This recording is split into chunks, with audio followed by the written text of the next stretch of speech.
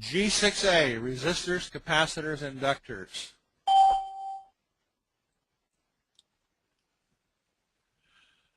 Which of the following is an important characteristic for capacitors used to filter the DC output of a switching power supply? It's important for them to have a low equivalent series resistance. A low equivalent series resistance.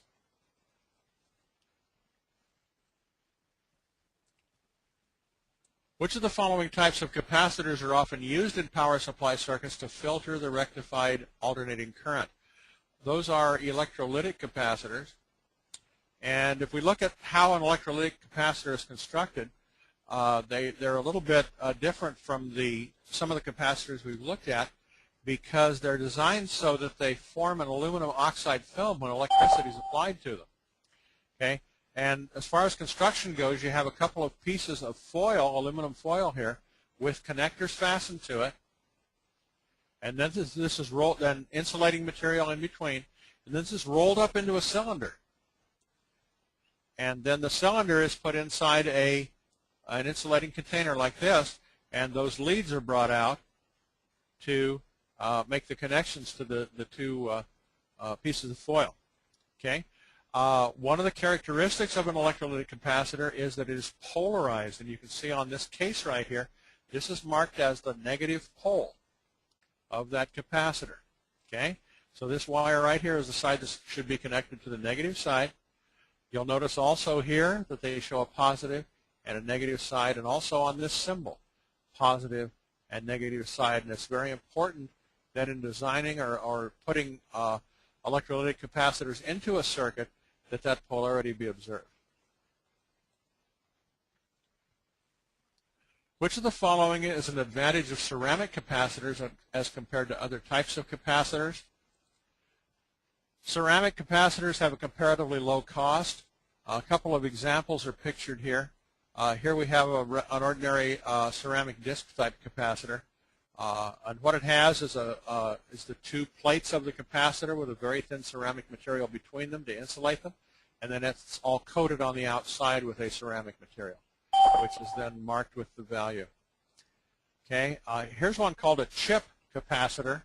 And these are really tiny chips that are used in surface mount, in very small surface mount technology circuits, like you would find in handheld radios and cell phones and very small devices.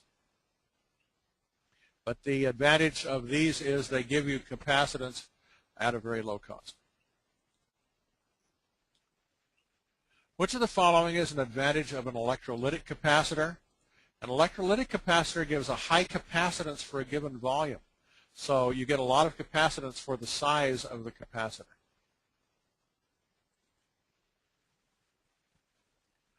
Which of the following is one effect of lead inductance in a capacitor used at VHF and above?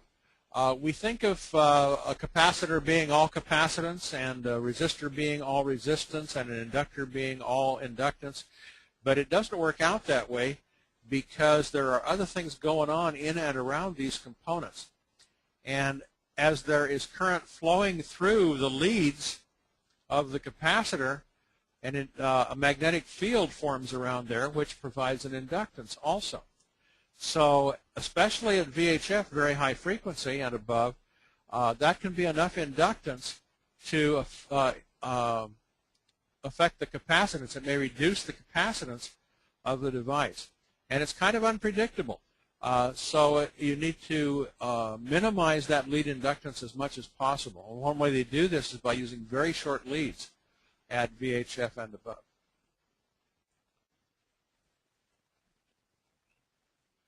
What will happen to the resistance if the temperature of a resistor is increased? It will change depending on the resistor's temperature coefficient. Temperature coefficient. And that's just the characteristic in the resistor's design that tells how it will react to changes in temperature. Okay. Now, in terms of taking the test, if you should happen to get this question, you have temperature here in the question, and the only answer with temperature is here in the correct answer. Okay. Which of the following is the reason not to use wire-wound resistors in a radio frequency circuit? Let's take look at a wire-wound resistor and see if it resembles anything else that we're familiar with. Here's a wire-wound resistor, okay, and it has resistance wire on it that's wound around and around and around this form. Okay, and that's connected on this end, connected on this end. Now it looks suspiciously like something that we have seen before called an inductor, doesn't it? Okay, and a wire-wound resistor does have a considerable amount of inductance. In fact, it's really only safe to use them in DC circuits and direct current circuits because they can do unpredictable things in alternating current and especially in radio frequency circuits.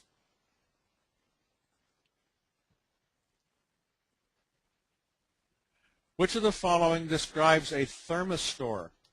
A thermistor is a resistor that has a specific change in resistance with temperature variations. This is a resistor that is designed to change its resistance in a known way at various temperatures. And these are used as temperature sensing devices in various kinds of instrumentation.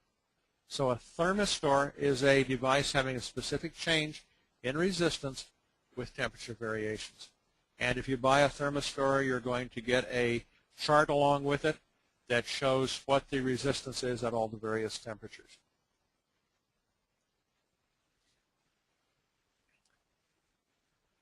What's an advantage of using a ferrite core toroidal inductor? Okay, a toroidal inductor is a donut-shaped thing. This is the toroidal core here, this donut-shaped thing. Ferrite is a ceramic material that has very finely divided iron particles in it. Okay, so we have essentially an iron core that's wrapped up, that's in ceramic matrix. Okay, and because of the iron in the core and because the magnetic properties can be tuned or optimized for a specific range of frequencies, all of these choices are correct. You can get large values of inductance because of the core.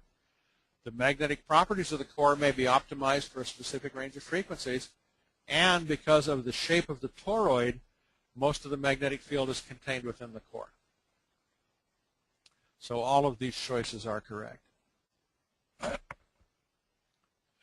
How should the winding axes of solenoid inductors be placed to minimize their mutual inductance? You'll remember last week we talked about transformers and how we use the mutual inductance between the windings in a transformer to change voltages. But we don't always want the mutual inductance happening. And we may have several inductors in a circuit, and we don't want any coupling between them. And also, by way of definition, a solenoid inductor is one where you have a straight form. This is different than the toroid we just talked about, where you have a straight form with the wire wrapped around it. Now, to minimize the mutual inductance between the coils, you want to put them at right angles to each other. Here you have a solenoid inductor. Here you have a solenoid inductor. If they're parallel and close together, there will be a coupling, a mutual inductance. Okay? If they're at right angles to each other, then there will not be mutual inductance or coupling. Why would it be important to minimize the mutual inductance between two inductors? To reduce unwanted coupling between circuits.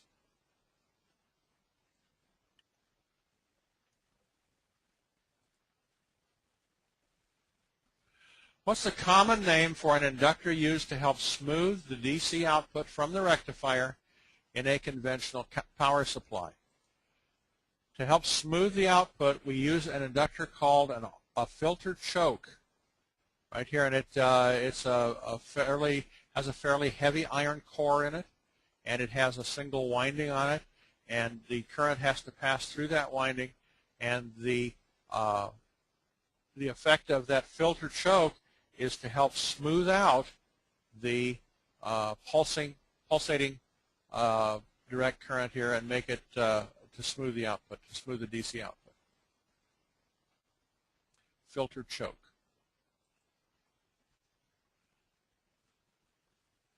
What is the effect of inter-turn capacitance in an inductor? What they're talking about here is in an inductor you're going to have windings that are wound next to each other or close to each other. And just as we talk about capacitance in a, we talk about two plates of a capacitor with a space in between them, the windings on an inductor can also have capacitance between the wires in the inductor. And so the effect of this may be that the inductor may become self-resonant, because when you have both inductance and capacitance in a circuit, you have something like this going on. Here we have the inductance, and the inductor, as the frequency increases, the reactance of the inductor increases. Okay? With capacitors, as the frequency increases, the reactance of the capacitor decreases. And you come to a place where the capacitance, or the capacitive reactance, and the inductive reactance cancel each other out, and you end up at this point right here that has pure resistance with no reactance. That point is the resonant frequency for that circuit. Okay, so here you see frequency of resonance at this point on the frequency chart. And if the inductor becomes self-resonant, then you may not be able to do some of the things with it that you want to, or it may have some undesired or unpredictable effects in the circuit.